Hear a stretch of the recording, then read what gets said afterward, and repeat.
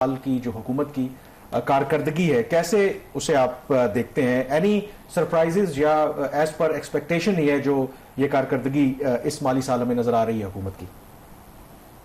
देखिए, एक तो कारकर्दगी जो है वो अपनी जगह पे है, और जो इकोनॉमिक सर्वे के अंदर जो हमें पता चल रहा है वो ऑलरेडी सारी बातें हो चुकी हैं। हम अपने अखबारात में भी लिख चुके हैं, शहबाज भी लिख चुके हैं, आप अपने शोज पे बता चुके हैं, सब माहिरीन है।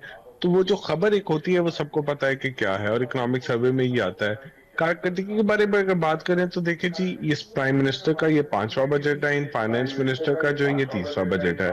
और अभी तक ये 4% की ग्रोथ से ऊपर नहीं जा सके। पहले साल जो नेगेटिव में थे, फिर 2%, फिर 3%, और अभी भी 3.7%, और अगले साल भी 4% से नीचे ही रहने की तवक्कात है।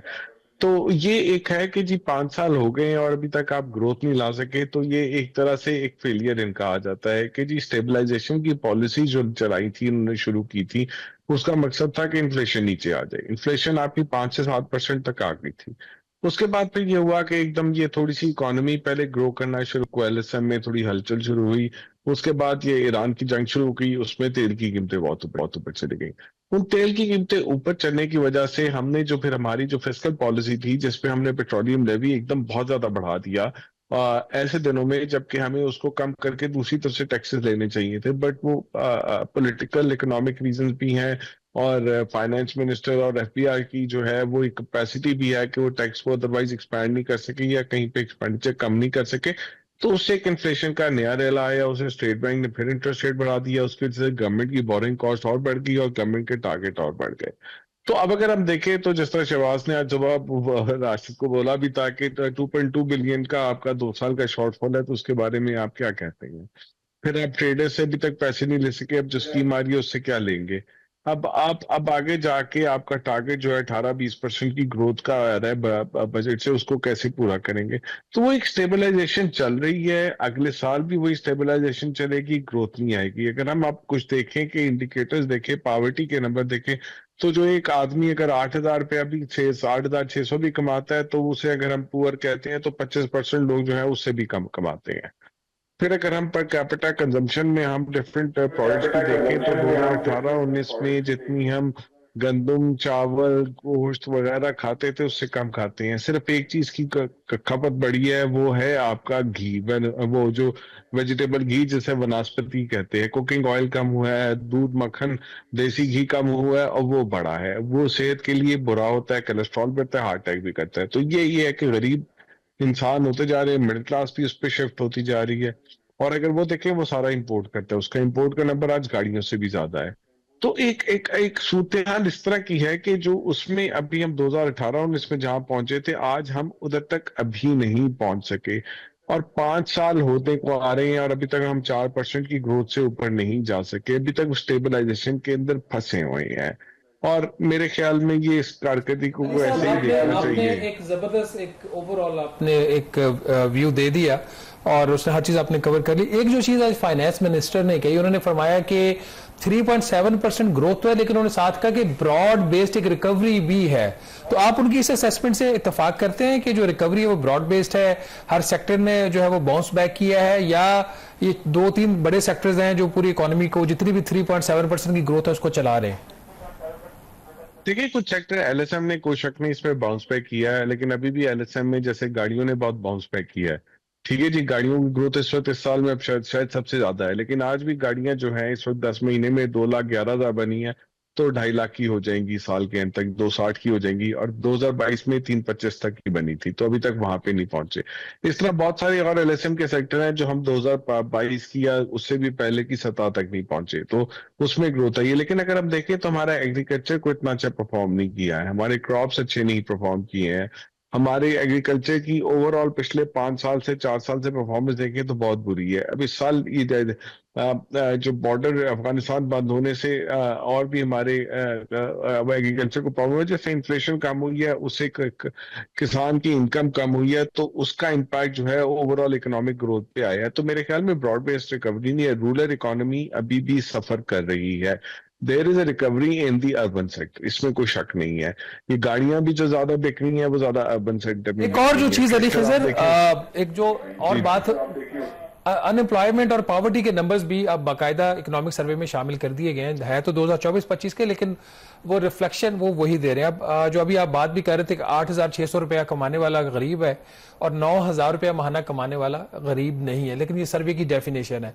तो हमारी अनएम्प्लॉयमेंट जो है वो इस वक्त जो 21 साल तारीख की हाईएस्ट है 7.1% के ऊपर, पॉवर्टी 29% है जो 11 साल हाईएस्ट है। ये जो दो नंबर्स हैं ये तो ग्राउंड रियलिटी पे जो सोशल इंडिकेटर्स हैं उसको क्यों अच्छी कोई अक्कासी नहीं कर रहे। आप क्या समझते हैं जो अगला साल शुरू होने जा रहा है इसमें हुकूमत इस काबिल हो जाएगी कि पॉवर्टी और अनएम्प्लॉयमेंट को कम कर सके? मेरा नहीं ख्याल। देखें, अगर आप इन्फ्लेशन जो वापस आई थी वो थोड़ी सी फिर ऊपर चली गई है।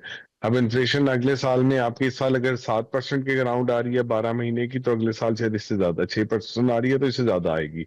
तो इन्फ्लेशन जब बढ़ेगी, ग्रोथ आपकी अगर इस दफा 3.7 ही है तो शायद उससे कम ही होगी, ग्रोथ 3.5% होगी। और तेल इस वक्त हमें होगी जंग की वजह से ऊपर लग रहा है, उसकी वजह से हर चीज महंगी हो रही है। तो मेरे ख्याल में इस सारे की वजह से पावर्टी में कोई खास रिडक्शन नहीं आएगी। और आपने बिल्कुल ठीक कहा है, पावर्टी बहुत बढ़ चुकी है। आपको इस तरह से आम मिसाल दे दें कि 2022 का जब क्राइसिस आया था तो लोग मोटरसाइकिल से गाड़ियों से मोटरसाइकिल पे आ गए थे। अब वो है कि पेट्रोल महंगा होने से लोग मोटरसाइकिलों पे बसों पे चले गए हैं।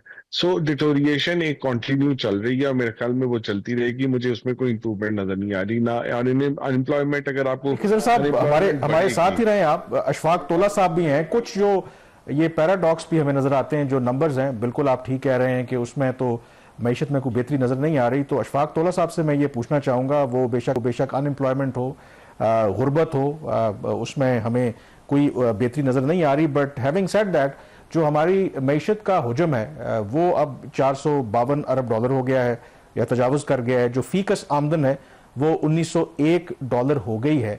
तो ये कंट्रडिक्शन क्यों है कि अगर आपकी मईशत का जो साइज है वो भी बढ़ रहा है, आपकी पर कैपिटा इनकम उसमें भी इजाफा हो रहा है, बट इन रियलिटी गुर्बत भी बढ़ रही है, अनएम्प्लॉयमेंट भी बढ़ रही है। ये पैराडॉक्स क्यों है? May be it's a stupid question, लेकिन स्टूपिड क्वेश्चन कभी करना चाहिए। तो ये अशफाक तोला साहब इस पे रोशनी डालेंगे, ये क्यों कंट्रडिक्शन है?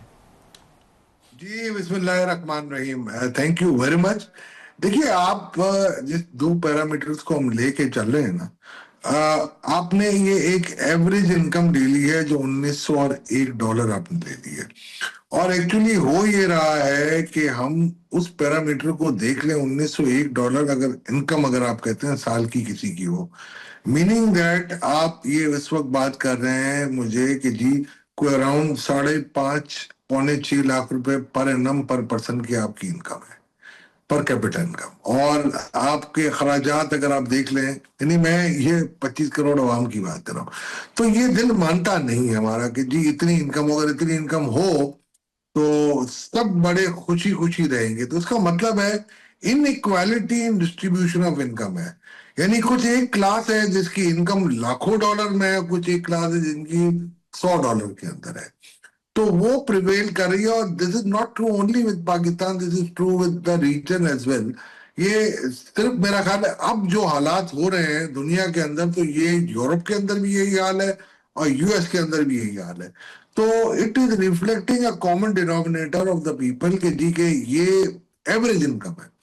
बट यहाँ डिस्ट्रीब्यूशन ऑफ वेल्थ का जो मसला है, मेरा ख्याल है उसमें अगर आप इसका मवाजना करेंगे, तो अगर उसका कोई सर्वे हमारे सामने हो तो आप देख सकते हैं कि उसमें ऐसी कोई चीज आपको नहीं मिलेगी। और मेरा ख्याल है जो riches having small in number have large wealth base, और हमारे कुछ लोग जो होते हैं वो 20 to 30% of the total wealth of the country या जो जीडीपी आपकी जो होती है उसको होल्ड कर रहे होते हैं।